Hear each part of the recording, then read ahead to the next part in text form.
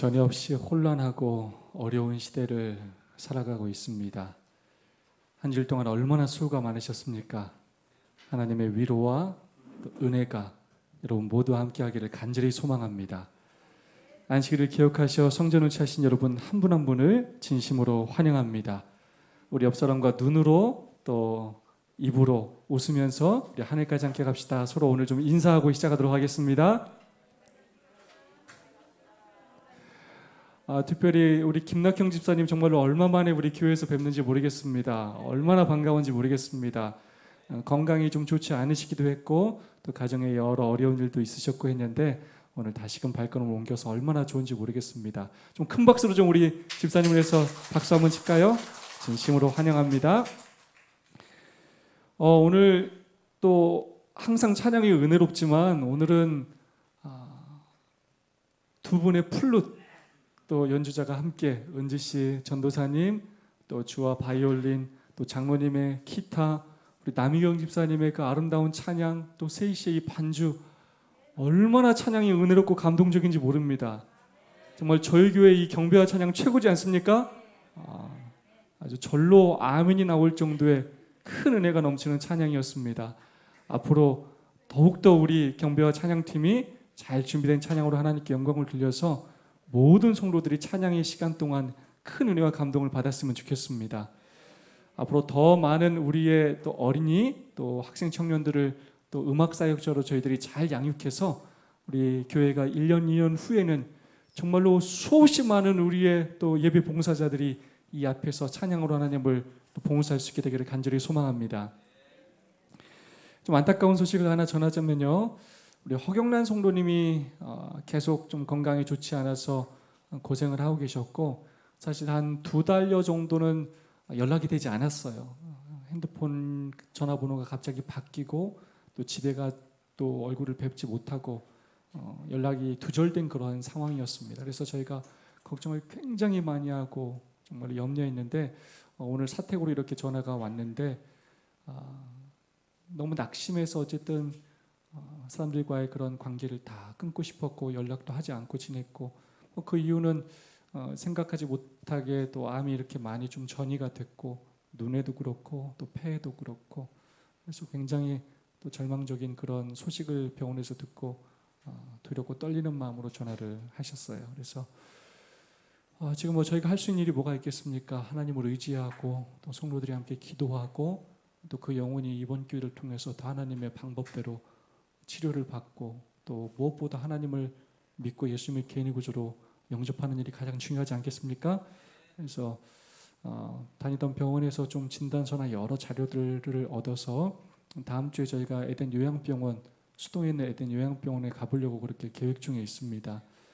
아무쪼록 하나님의 특별한 섭리가 함께 하셔서 그 불쌍한 영혼이 몸과 마음의 치료를 받고 무엇보다 예수님을 믿는 놀라운 역사가 일어날 수 있도록 간절한 마음으로 기도해 주시기를 부탁드리겠습니다. 코로나19가 전보다는 뭐 확장세가 주춤하고 있지만 여전히 위험이 도사리고 있습니다. 여러분 개인의 위생을 철저히 그렇게 지켜주시고 교회 안에서도 방역수칙을 잘 지켜주시면서 제가 예배드리는데 어려움 당하지 않을 수 있도록 모두가 협력해 주시기를 부탁드리겠습니다. 자, 이번 주 TMI 제안하는 TMI입니다. 첫 번째, 물건을 옮기는 이들을 도와주세요. 여러분 이런 일 자주 하십니까? 네, 물건을 도와주는 것, 옮기는 걸 도와주는 것. 뭐 힘이 센 사람한테는 뭐 아무 일이 아닐지 모르겠지만 힘이 없어서 들고 가는데 어려움을 당한 사람들에게 이 물건을 함께 들어주는 건 얼마나 감사한 일인지 몰라요. 저희도 장을 보고 오면 저희가 주하소진이 전화해서 내려오라고 합니다. 도저히 저희 둘이 들고 올라갈 수가 없어요. 한 명이라도 일손을 거두어주는 사람이 있으면 그게 얼마나 힘이 되고 또 위로가 되는지 모릅니다. 그래서 우리가 엘리베이터에서든 또 길을 갈 때든 무거운 짐을 지고 힘들게 가는 사람이 있다면 우리가 좀 더 관심을 갖고 그렇게 사랑과 친절을 베푼다면 또 그 사람에게 복음을 전할 수 있는 좋은 기회가 되리라고 믿습니다. 늘 이 TMI의 내용을 보면 우리가 할 수 있는 전도라는 것, 우리가 할 수 있는 예수님의 전할 수 있는 예수님의 사랑이라는 것은 굉장히 가까운 데 있다는 것을 우리가 늘 느끼게 됩니다. 작은 것부터 실천할 수 있는 우리가 되었으면 좋겠습니다. 지역사회가 펼치는 지역사업, 지역사회가 펼치는 그런 사업들을, 봉사사업을 도와주세요. 끼어드는 차량에 기꺼이 양보해 주세요. 네, 뭐 화를 내고 때로는 욕을 하는 것보다 기꺼이 저 사람이 바쁜가 보다 이렇게 생각하고 기꺼이 또 양보해 줄 수 있는 우리가 되었으면 좋겠습니다. 제 2과 기독교 교육 제 2과 가정이라는 주제로 오늘 함께 살펴보도록 하겠습니다. 교육자 말씀 다 함께 한번 읽어볼까요? 시작.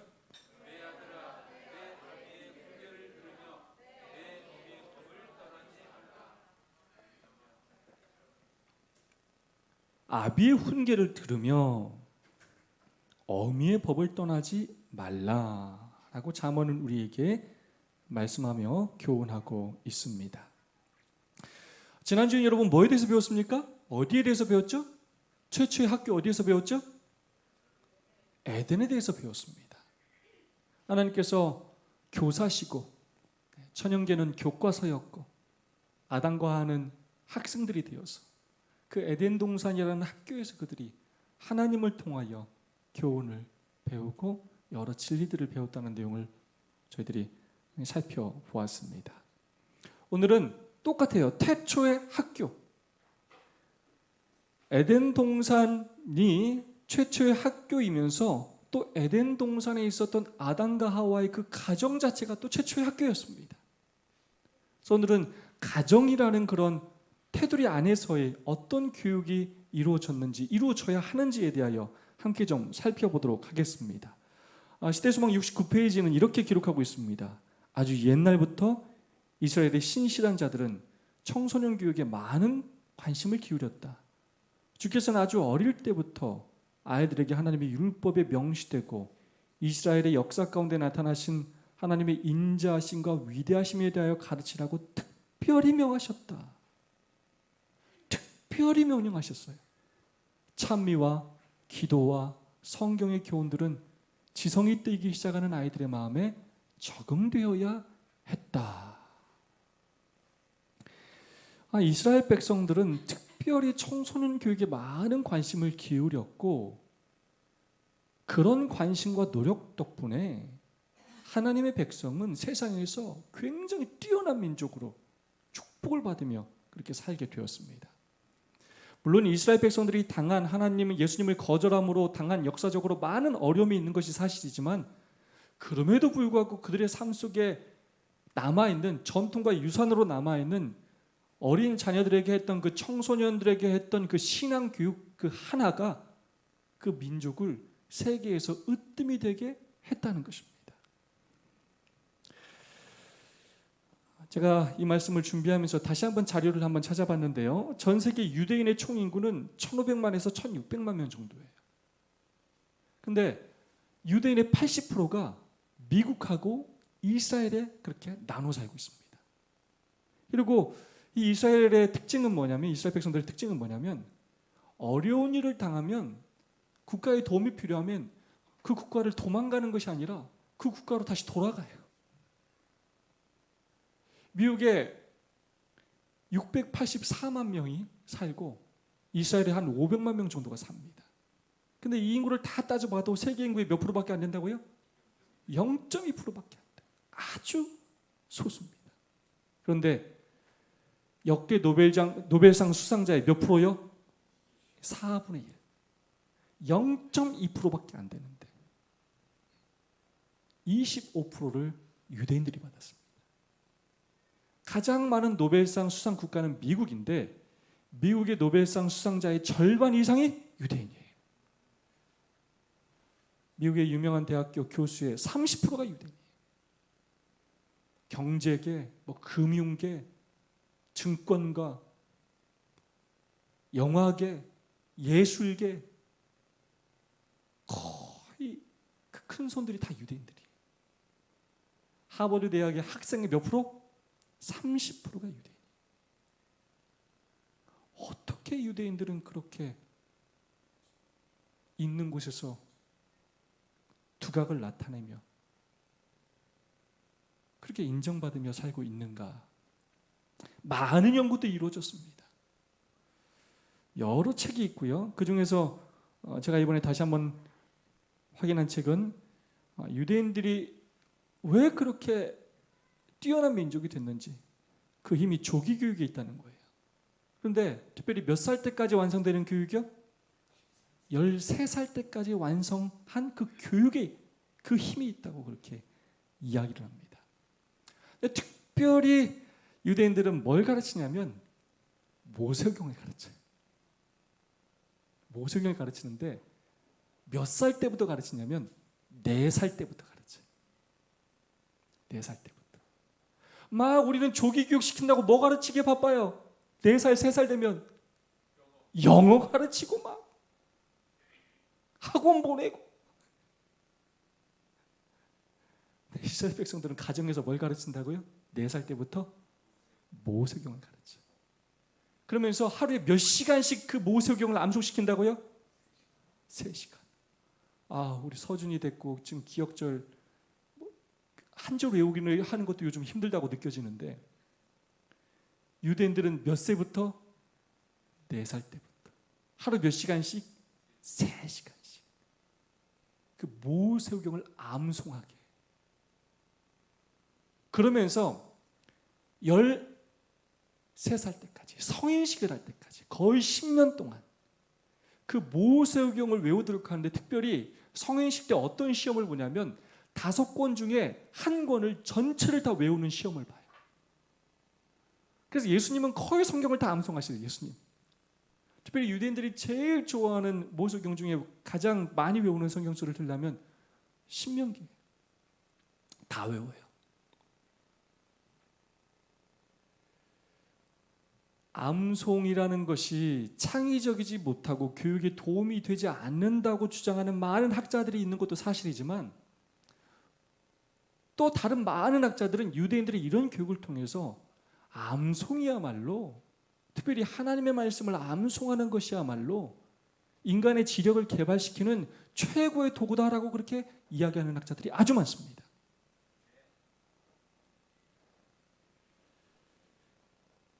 그래서 유대인들이 그렇게 뛰어날 수밖에 없는 여러 이유들을 이야기하는데 제가 오늘 3가지만 얘기한다면 첫 번째, 모세오경을 암송하게 하는 거예요.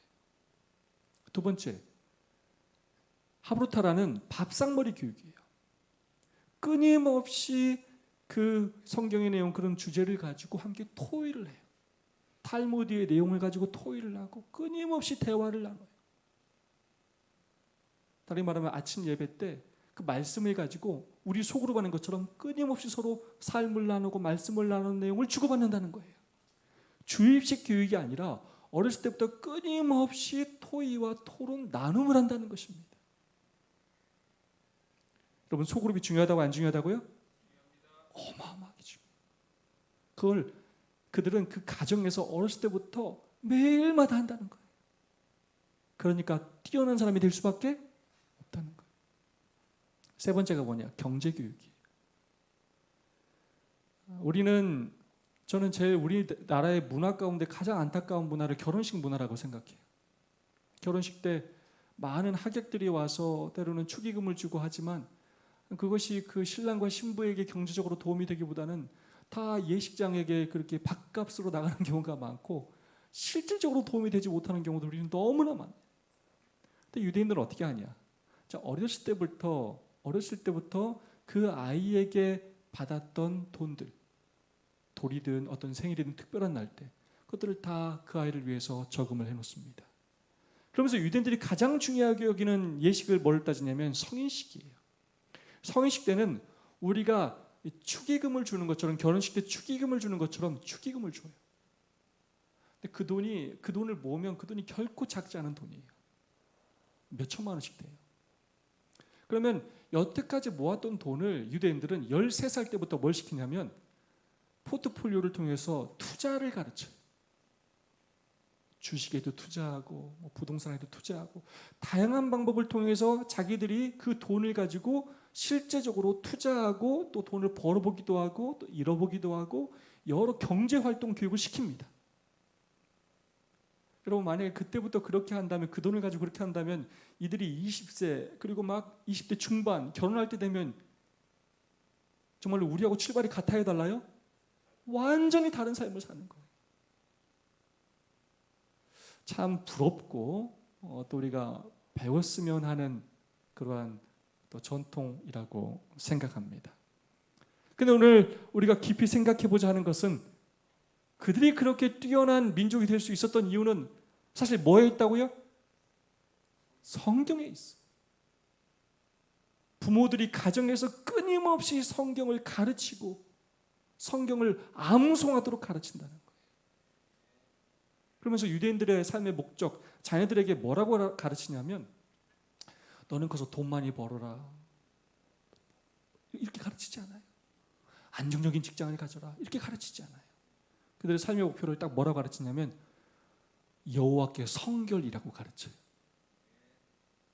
너는 하나님을 위해 구별된 사람이 되어라. 너의 모든 삶이 하나님의 영광을 위한 삶이 되어라 라고 가르쳐요. 그게 그들의 삶의 목표예요. 여러분, 그러니 하나님께서 축복하지 않으실 수가 없는 것입니다. 그들의 가정교육 우리가 다시 한번 깊이 살펴보고 또 우리의 것이 될 수 있기를 간절히 소망합니다. 근데 이것이 다 어디에서 나온 것이냐? 결국은 다 성경을 통해서 나온 그런 교훈들이기 때문입니다. 이를 써줍니다. 최초의 가정. 고린도후서 4장 6절 한번 읽어볼까요? 시작.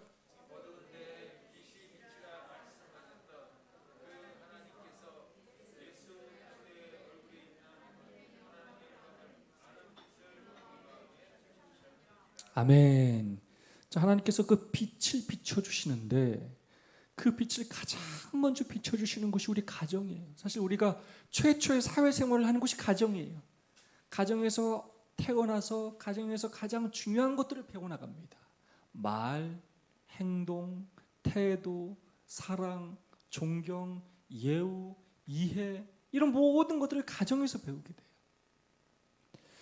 자, 에덴에서의 교육은 에덴 동산이라는 장소뿐만 아니라 가정에서 이루어졌습니다. 아담은 하나님의 아들이었고요. 하나님의 아들들은 아버지신 하나님께 교육을 받았습니다. 세상의 시작과 함께 세워진 교육제도는 그 후에 모든 시대를 통해 인류의 교육을 위한 모형이 되어야 했다. 그 원칙을 실제로 보여주는 하나의 시험학교가 우리 시조의 보금자리였던 에덴에 설립되었고 바로 가정을 통하여 이루어졌다는 것입니다. 자, 어제 목요일 성경 공부 시간에도 함께 다뤘던 얘기인데요. 자, 사장에 가면 창세기 4장에 보면 누구와 누구의 제사가 나오죠? 가인과 아벨의 제사가 나와요. 가인은 뭘 드렸습니까? 자기가 농사 지어서 농사의 수확물을 나름 정성스럽게 하나님께 드렸어요. 그런데 아벨은 뭘 드렸어요? 양을 드렸습니다. 하나님께서 가인과 그의 제물은 받지 않았고 아벨과 그의 제물을 하나님께서 받으셨어요. 부조와 선지자는 그 이유에 대해 아주 정확하게 가르쳐주고 있습니다. 하나님께서 아담과 범죄했을 때 어린 양을 잡아 죽이고 결국 죄의 용서함을 받기 위해서는 예수 그리스도의 보혈의 공로가 필요하다는 것을 아담을 통하여 교육하셨고 그 아담에게 교육된 그 내용은 가인과 아벨을 통하여 아담이 끊임없이 가르쳤던 내용이에요. 가정에서 이미 그 교육이 있었다고요? 없었다고요? 수없이 많이 있었어요.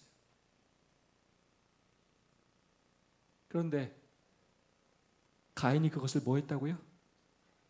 불순종했어요. 나는 그렇게 하기 싫어. 나는 누구 방식대로 할 거야? 난 내 방식대로 할 거야. 난 내 마음대로 할 거야. 내가 내 마음대로 하나님 내 거 드리겠다 하는데 뭐 하나님을 믿었지만 하나님께 예물을 드렸지만 누구 방식대로 했다고요? 내 방식대로 했어요. 다르게 말하면 저 양은 그리스도의 입혀주시는 의를 의미하는 건데 그리스도의 보혈의 의를 의미하는 건데 저 곡식들은 마치 뭐하고 똑같냐면 무화과 나무 잎, 범죄했을 때 자기 스스로 자신의 죄를 덮었던 허물을 덮었던 그 무화과 나무 잎하고 똑같아요. 많은 그리스도인들이 부조와 선지자의 빛을 받지 못한 많은 사람들은 왜 하나님께서 이것을 받지 않으셨냐라고 의아해하고 엉뚱한 다른 얘기를 하지만 우리는 선지자를 통한 분명한 빛을 가지고 있습니다. 그는 하나님께서 주신 그 구속의 경륜을 거절했어요. 자기 마음대로. 하나님이 분명히 교육했지만, 가정을 통하여 교육했지만 그 교육 방식을 거절하고 자기의 뜻대로 행했다는 것입니다. 최초의 가정은 후손들에게 하늘 아버지와의 건강한 관계를 모본으로 제시하는 학교였으며, 타락 이후에는 구원의 계획을 교육하는 공간이 되어야 했다. 제가 이거 설명하려고 지금 이거 가인과 아벨의 제사를 얘기하는 것입니다. 자, 여러분, 아담과 하와가 자녀들에게 가르친 내용 중에 가장 중요한 교육 내용이 뭐였다고요? 구원의 계획이에요. 구원의 계획. 원래는 우리가 영원히 살도록 하나님께서 창조하셨는데, 나와 네 엄마의 범죄로 인하여 우리가 뭐 할 수밖에 없게 되었고, 죽을 수밖에 없게 되었고, 우리가 한번 죽지만 우리를 구원하시기 위하여 누구를 보내기로 약속하셨고, 하나님께서 여자의 후손을 보내기로 약속하셨고, 그 여자의 후손을 상징하는 게 바로 무엇이다? 이 양이다. 그러므로 우리가 이 양을 잡아서 드림으로써 우리가 예수 그리스도의 피로, 하나님의 피로 우리가 구원받았다는 것을 우리는 믿고 하나님을 의지하는 것이다. 이것이 아담과 하가 가르친 교육이 뭐라고요? 핵심이에요. 근데 가인은 그걸 뭐 했다고요? 무시했어요. 나는 내 직업에 따라서 내 마음대로 할 거예요. 여러분, 그걸 직업 때문에 받아주고 직업 때문에 안 받아주고 한 게 절대 아닙니다. 하나님의 방법이 있어요. 이것은 안식일 준수와 또 일요일 준수로 또 연결됩니다. 우리가 하나님을 믿을 때 아무리 하나님을 믿는다 하지만 하나님께서 원하시는 건 나의 방법이 아니라 하나님께서 우리에게 제시하신 방법대로 순종해야 한다는 것입니다. 오리오서지입니다. 예수님의 어린 시절. 자, 안타깝게도 성경은 예수님의 어린 시절에 대하여 그렇게 저희들에게 많은 정보를 제공하지 않아요. 예수님께서 자라나시면서 하나님과 사람들에게 사랑받으셨다, 뭐 그 정도 내용밖에 제시하지 않아요. 예수님께서 어렸을 때 뭐 이렇게 애굽에 다녀오신 내용, 뭐 그 정도밖에 기록하지 않아요. 그렇다면 우리는 예수님이 어린 시절 어떻게 자라셨을까 유추할 수 있는 최고의 방법이 무엇이냐면 그 부모가 어떤 사람이냐 하는 것입니다. 그래서 우리가 살펴볼 수 있는 내용은 요셉과 마리아가 어떤 사람이었느냐 하는 것입니다. 성경은 뭐라 기록하느냐? 마리아가 이르되 주의 여정이 오니 말씀대로 내게 이루어지이다. 진짜 이거 아멘이에요. 이 마리아는 사실 그 감당할 수 없는 일이에요. 지금 내가 결혼도 안 하고 이렇게 잠자리도 하지 않았는데 나에게 뭐가 생긴다고요? 아기가 생긴다.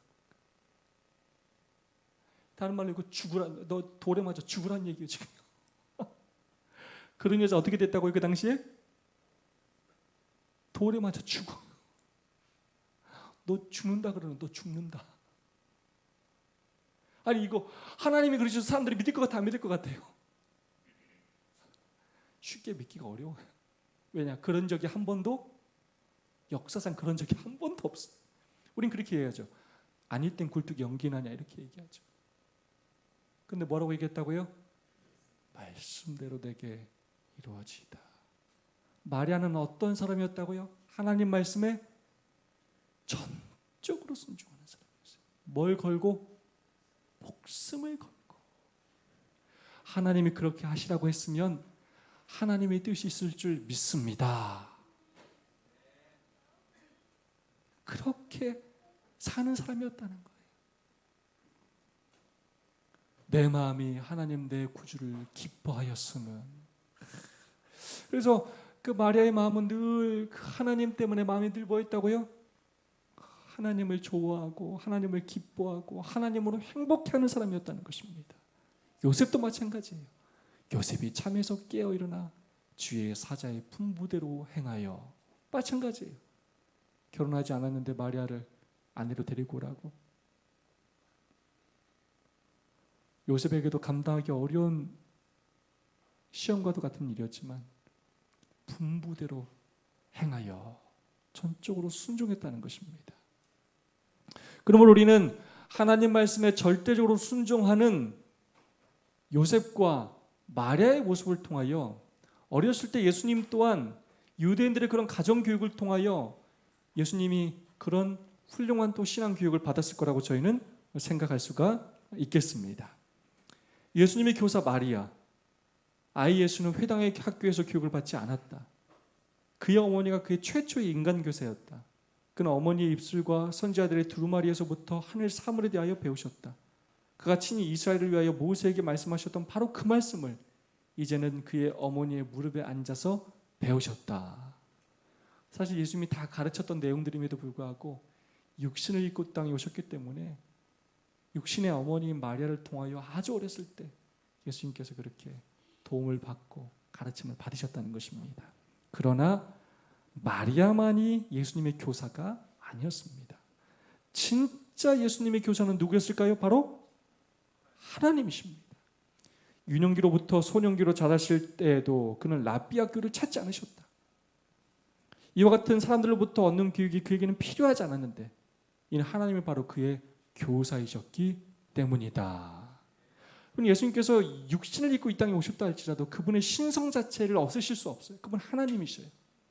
그리고 예수님은 끊임없이 하나님과 이 땅에서 교통하셨어요. 그렇게 하시면서 하나님과의 그 교통을 통하여 끊임없이 교훈을 받으셨고 지도를 받으셨고 능력을 받으셨습니다.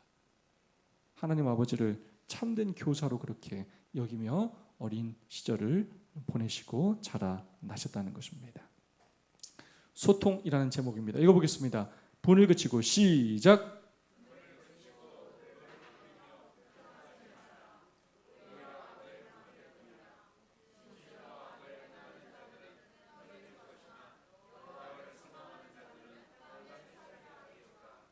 아멘. 여러분, 교육에 있어서 여러분 교육은 뭐 하는 것입니까? 좀 교육의 정의를 한번 생각해 볼까요? 교육이 뭐 하는 것이에요? 조금 더 이 한문의 의미를 좀 잘 생각해야 돼요. 교육이 뭐 하는 거예요? 네? 네, 잘하게 하는 것이에요. 잘하게 하는 것. 근데 우리는 그 성경은 전인 교육이라고 해요. 뭐라고 한다고요? 세상은 자꾸 뭐만 잘하게 하려고 하냐면 뭐만 잘하게 하려고 그래요? 세상적인 지식만 잘하게 하려고 그래요. 근데 성경은 우리를 통해서 세 가지 지, 영, 체. 그 세 가지를 잘하게 하는 게 목표예요. 잘하게 해야 돼요. 근데 그 교사가 학생에게 그 세 가지를 전달해 주면서 잘하게 하려면 일방적으로 줘서는 절대로 잘할 수가 없어요. 반드시 뭐가 이루어져야 된다고요? 소통. 그래서 제가 끊임없이 소그룹을 강조하는 거예요. 자, 일방적으로 전하고 일방적으로 받는 것으로는 전인적인 자라남이 있을 수 있다 없다? 없어요. 반드시 뭐가 있어야 된다? 쌍방향의 소통이 있어야 돼. 주고받는 게 있어야 돼. 학생은 또 질문하고 선생님은 또 대답하고. 근데 그 소통이 지식적인 소통으로 끝나면 안 돼요. 반드시 뭐가 전달돼야 돼요? 마음이 전달돼야 돼요. 그게 영. 지식뿐만 아니라 마음이 전달되어야 이 지식이 지식으로 끝나는 것이 아니라 삶의 지혜가 되고 우리의 성품을 변화시키게 되는 것입니다. 그러기 위해서 반드시 뭐가 필요하다? 소통이 필요해요. 말씀 보라, 기도하라. 이게 다 뭐냐면 하나님과 뭐 하라는 내용이에요? 소통하라는 거. 소통. 예배가 뭐 하는 시간이에요? 지금 하나님과 딱 연결되는 시간인데 뭐 하는 시간이에요? 예배도요? 하나님과 소통하는 시간. 우리는 하나님 말씀을 듣고 우리는 또 우리의 소원을 하나님께 아뢰고 하나님께 찬양을 올리고 주고 받는 것입니다. 우리가 드리는 안식일 예배의 그 패턴도 주고받는 시스템이에요. 우리가 찬양을 올리고 기도를 올리고 말씀을 내려받고 헌금을 하나님께 올리고 다 주고받는 시스템, 쌍방향 소통 시스템이에요. 그래서 혼자 인터넷으로 예배를 보는 건 사실 한계가 좀 있어요. 함께 모여서 우리의 이런 행위들을 통하여 예배하는 것 굉장히 중요한 의미가 있는 것입니다. 교동문도 마찬가지예요. 여러분 성경을 옛날 이스라엘 백성들의 예배는 단순히 뭐였냐면 그냥 성경을 낭독하는 게 예배였어요. 교독도 굉장히 중요합니다. 자, 그래서 이 소통, 결국 교육을 위하여 꼭 필요한 건 뭐냐면 소통인데 그 소통은 단순히 지식적인 전달만으로는 안 돼요. 진짜 소통이 이루어지고 교육이 이루어지려면 관계 형성이 너무나 중요하다는 거예요. 서로가 서로에게 신뢰할 만한 관계가 되지 않으면 정보는 전달되었을지 모르겠지만 뭐가 전달되지 않는다고요? 마음이 전달되지가 않아요. 그러면 그 정보는 그 사람에게 별로 유익이 되지가 않아요. 그래서 진짜 소통과 교육에 있어서 중요한 것은 정보보다도 오히려 정서적인 면이라는 거예요. 얼마나 내가 너를 사랑하고 네가 변화되기를 원하고 네가 바르게 자라기를 원하고 네가 행복하기를 원하는지 그 마음이 전해져야 한다는 것입니다. 여러분, 그래서 훌륭한 스승, 훌륭한 교사를 만난 사람은 그 인생이 달라져요. 근데 그 훌륭한 교사가 뭐 쪽집게 교사를 말하는 게 아니에요. 어떤 교사예요? 진짜 그 학생을 어떻게 하는 사람? 사랑하고 잘 되기를 바라고 때려서라도 잘못을 고치려 하고 진짜 훌륭하고 사회에 도움이 되는 사람이 만들기 위해서 애쓰는 교사. 학원에서 돈 벌려고 가르치는 그런 교사 말고 직장 일하는 이름으로 그런 교사의 이름으로 어쩔 수 없이 그렇게 때우는 교사 말고 교사도 그렇고 목사도 그렇고 사실 의사도 그렇고 더 나아가자면 그리스도인도 마찬가지. 우리 모든 삶이 똑같습니다. 결국 전도, 이거는 정보 전달의 싸움이 아니에요. 착각하면 안 돼요. 여러분, 우리가 교리가 완전하지 못해서 복음이 안 전해지는 게 아니에요. 우리 교리는 정말 성서적이고 부족한 것이 없어요. 결국 뭐 싸움이라고요?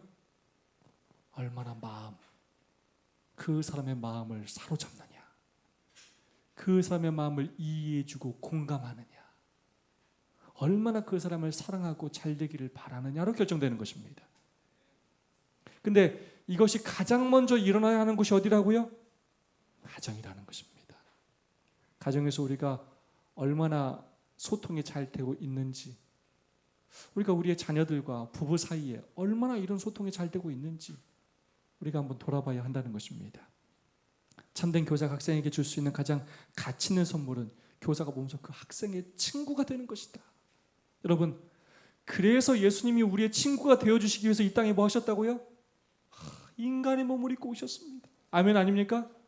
진짜 감동적이에요. 여러분, 온 우주 중에서 그냥 없애버려도 될 만한 이 지구를, 또 하나 창조해도 되는 이 지구를 포기하지 않으시고 직접 육신을 입고 이 땅에 오셔서 우리처럼 인간의 모습으로 우리의 친구가 되어주셨다는 것입니다.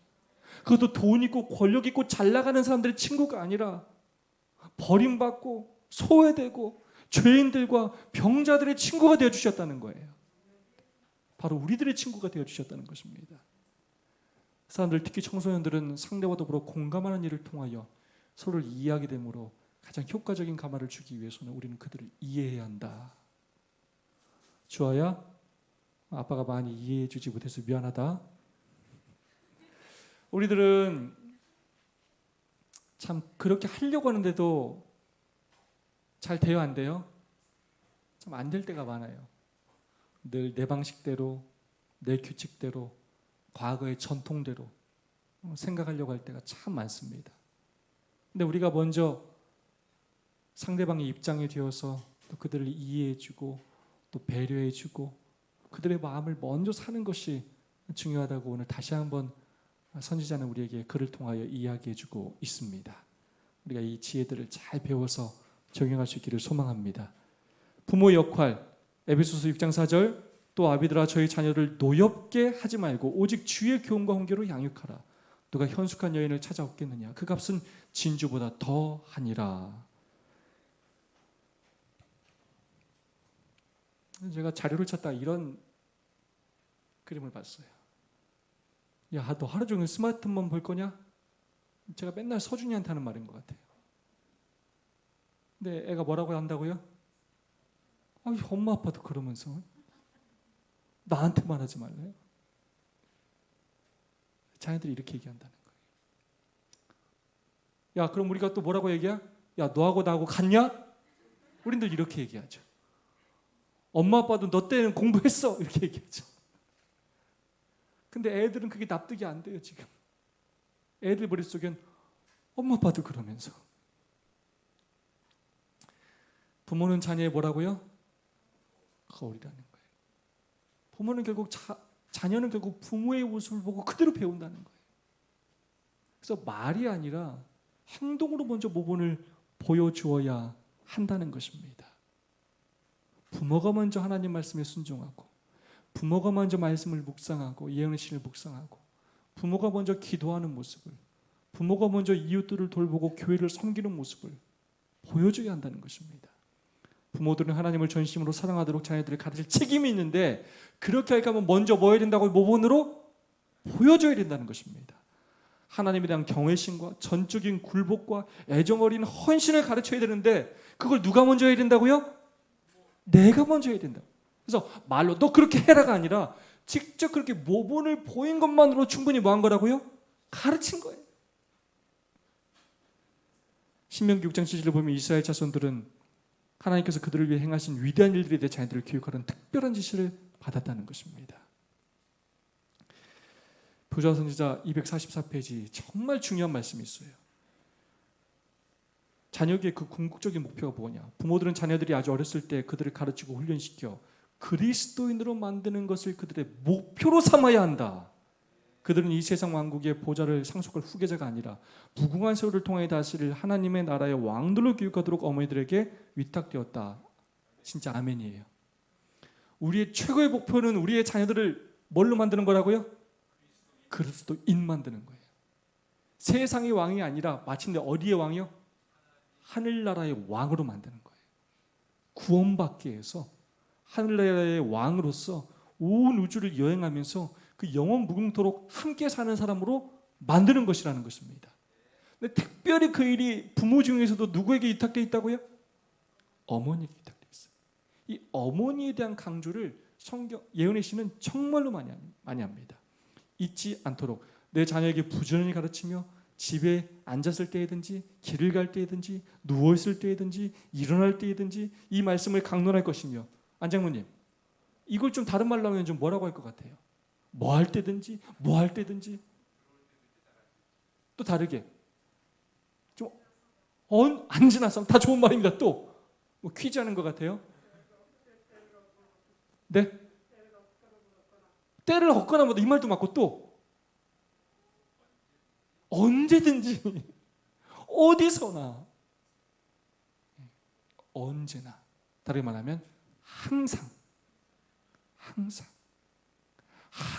아이들에게 뭐 하라고요? 말씀을 가르치라는 거예요. 가르치.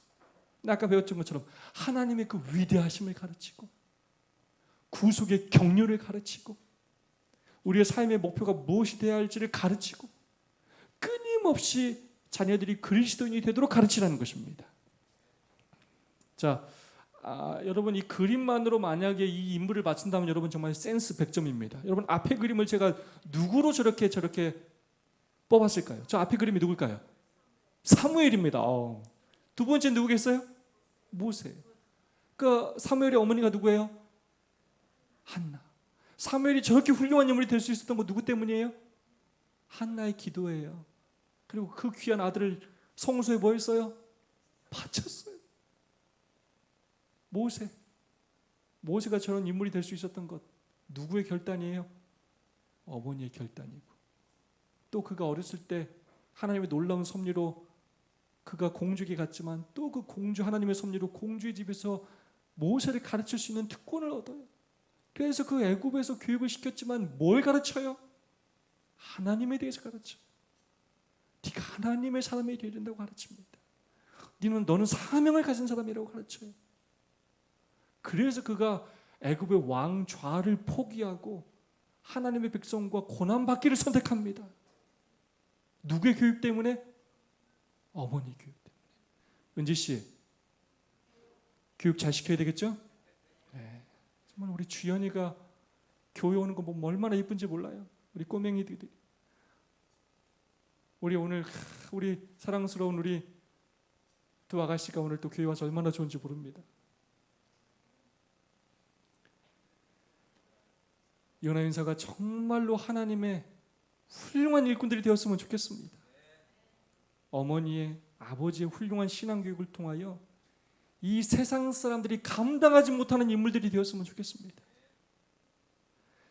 아이의 첫 번째 교사는 어머니이다. 가장 감수성이 강하고 가장 빨리 성장하는 시기의 교육은 대부분 어머니의 손에 맡겨진다. 제가 시대의 부조화 선지자의 글 중에서 정말로 좋아하는 표현 중에 하나가 저 표현이에요. 맨 밑에 표현인데 제가 읽어보겠습니다. 자녀들의 운명은 상당한 부분이 어머니의 손에 달려있다. 어머니는 마음과 성품을 개발시키는 일들을 다루고 있으며 이 세상을 위해서뿐만 아니라 영혼을 위해 일하는 것이다. 그는 선악간에 싹이 돋고 열매를 맺을 종자를 심고 있다. 자, 여기부터 중요합니다.